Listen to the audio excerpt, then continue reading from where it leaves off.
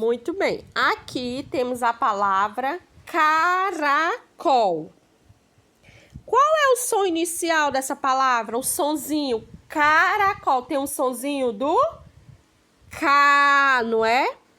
A palavra caracol, crianças, inicia com o sonzinho do K.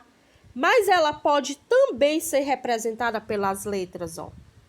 K, não é? Ela começa com a letra C, mas ela representa o sonzinho do K, do C e do QU.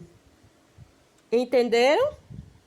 Então, a palavra caracol inicia com o sonzinho do K e pode ser representada pelo K, pelo C e pelo QU. Mas a gente escreve ela com a letrinha C, tá bom?